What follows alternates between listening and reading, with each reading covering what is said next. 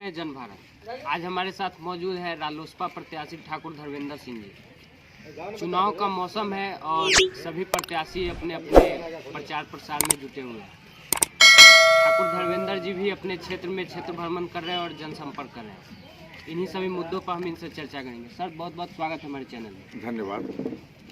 आप जनसंपर्क अभियान में जुट चुके हैं, आपको क्या लग रहा है? ये बेलसंड की आज़ादी की लड़ाई है। सारा राजनीतिक दल बाइली उम्मीदवार दिए हुए हैं। और राम सुगारथ राय जी के मरने के बाद पटना में बेलसंड का आवाज़ नहीं।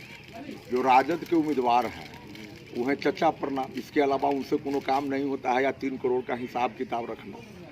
और जनता दल यू को जिसको 2 बार लोगों ने मौका दिया तो जनता दल कहता है रे बेलसंड के बुर्बकहा, तुम विधायक लेके क्या करेगा, प्रतिनिधि से काम चलाओ। तो ये चुनाव विधायक का नहीं, ये वोट इसलिए नहीं है कि आपका कोई विधायक हो जाए या उनके दुल्हा जी बॉडीगार्ड लेकर के और क्षेत्र में 30 टैट करे और जामुन राय के बेटा को मार करके नाक माहे खून गिरा देवे। इसके लिए चुनाव नहीं ना है। चुनाव इसके लिए विधायक का चुनाव नहीं होता है कि जन वितरण से आप हिसाब किताब करिए, आंगनबाड़ी तक को नहीं छोड़िए। बेलसंड का संस्कृति कलंकित हुआ है, उस कलंक का टीका जो बेलसंड पर लगा है उसको धोने का चुनाव है। आटी पार्टी का कोई बात नहीं है, सब बैरियर टूट गया है। सारा लोग किसी भी विचारधारा के मानने वाले राजनीतिक दल समांगी निभाने के नाम पर है और यह तय होना है कि 10 तारीख को जीत का फटाका बेलसंड में छूटेगा कि ससौला में छूटेगा। इस बात पर वोट हो रहा है। तो आप भी पहले राजद में थे, क्या ऐसा बात हुई कि आप राजद छोड़ के फिर रालोसपा ज्वाइन किए? क्योंकि आप पहले से भी क्षेत्र में घूम रहे थे और बिल्कुल आपने मेरा देखा होगा त्यागपत्र। हमको राजद से कोई शिकायत नहीं है। राजद ने मुझे बहुत सम्मानित किया, पार्टी नेता तेजस्वी यादव ने भी बहुत सम्मानित किया, लालू जी का प्यार रहा और राजद के एक एक कार्यकर्ता मेरे पीठ पीछे खड़ा रहा संगठन को खड़ा करने में। लेकिन सवाल बेलसंड का कि क्या बेलसंड का आवाज़ पटना में बंद रहेगा? राजद ने जिस उम्मीदवार को दिया, मैं तो हाथ जोड़ के रोज पूछ रहा हूँ कि 5 साल में अगर एक दिन बोले हो सदन में तो साक्ष्य दिखा दो, मैं क्षमा मांग लूंगा इस धर्म युद्ध में।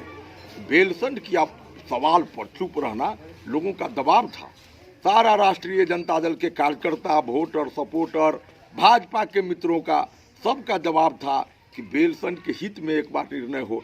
हम तो समांगी वाला काम करते हैं जिस दल में भी रहे, लेकिन अपन माटी अपन लोग चला करके कोई भी आफत विपत आया तो लोगों के ऊपर खड़ा रहा। मेरी कोई जात नहीं है।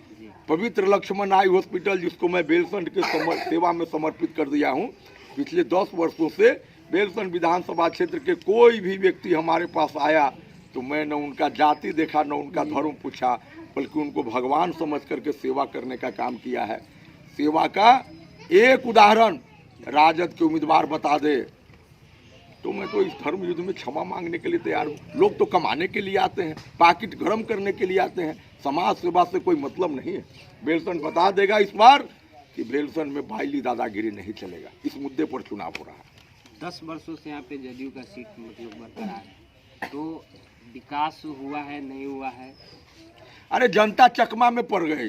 रघुनाथ झा शिवहर को सीतामढ़ी को दोबारा नहीं मिलेंगे, वो भी चकमा में पड़ गए कि उनका चेला जब उनके परिवार में, गुतिया में, दियाद में, कर कुटमैती में कोई मरता था तो विधायक जी के जो दुल्हा जी हैं खूब मुड़ी उड़ी मोच उच छिलवा उलवा के खूब भोकासी पार के रोते थे कि हम रघुनाथ झा के बेटा है। और रघुनाथ झा मरे तो रे बोलैया पूछ लीजिए वहाँ के लोगों से मुड़िए न छिलवाया कि कौन रघुनाथ झा, ये तो हाल।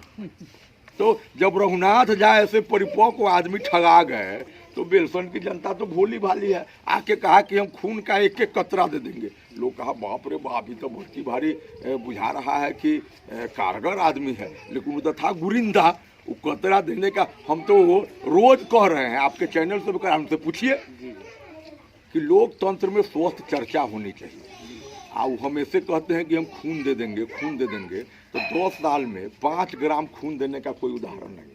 लेकिन मेरे पास 100 से ऊपर उदाहरण है कि लोगों का खून चूसे हैं, लिए आकर के डिबेट करें ना कोनो जगह पर, जनता रहे, हम उनको साबित कर दें कि खून लेने का काम किए हैं। आज जनतंत्र में आ जाए, सामने सामने बात करें, पूछिए आप लोगों से।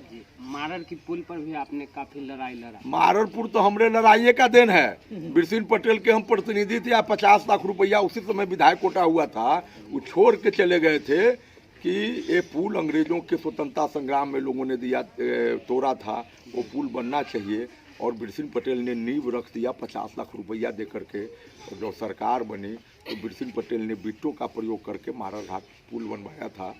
तो अभी लोग वहाँ देख रहे हैं कि किसान सबके मुआवजा नहीं मिला है, पुल आए प्रोज का उकर लड़ाई लड़ रहे हैं, काला पानी की लड़ाई लड़े। हम तो विधायक नहीं थे, लेकिन मुझे लगा कि ये मेरे क्षेत्र है, मेरे धरती है, कल हम मरेंगे इसी मऊराहा में मेरा लाश आएगा, मुखिया जी लोग जाएंगे। लेकिन ये सहरसा सुसौला वाले आएंगे, आज विधायक से हट जाएंगे, ताकने नहीं आएंगे। हमको तो ये माँ के रास्ता है, जखनी चाहेगा जनता डंड पकड़ लेगा है।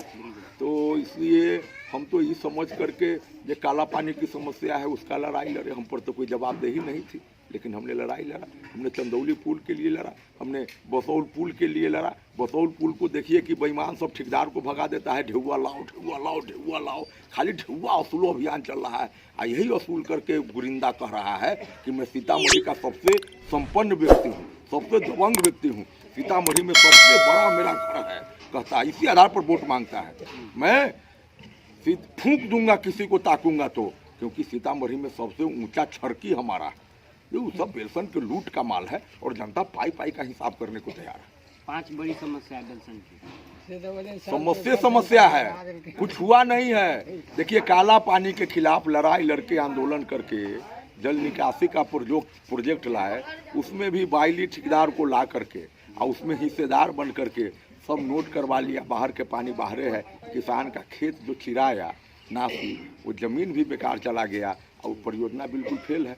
स्विस गेट इस ढंग से बना कि स्विस गेट ऊपर और पानी नीचा।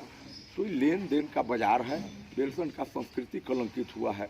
आज तक का कोई विधायक डीलर को तंग नहीं करता था, आंगनबाड़ी की ओर नहीं ताकता था, लेकिन हरदी का बीजा से भी जिस आदमी को कमीशन चाहिए, तो गुरिंदा को जनता खोज रही है।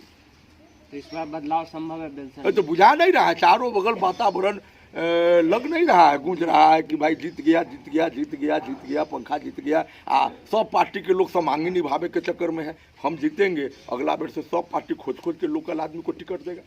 हमने कहा है कि तुम हमको कह रहे हो कि बेलसन में कोनो काबिल आदमी है, ये नहीं।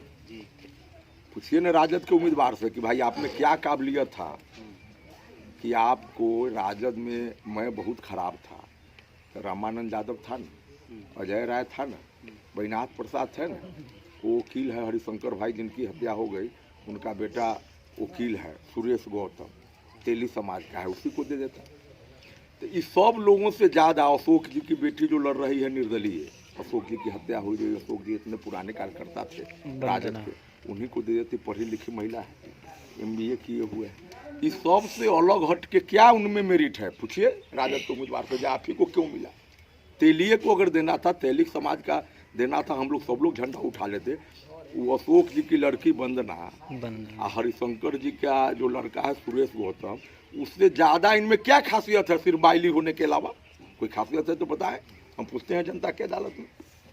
तो ये दादा बाइली, मैंने कहा है कि बाइली उम्मीदवार नहीं है, बेलसन के ऊपर बाइली आक्रमण है और इस आक्रमण का जवाब देना है।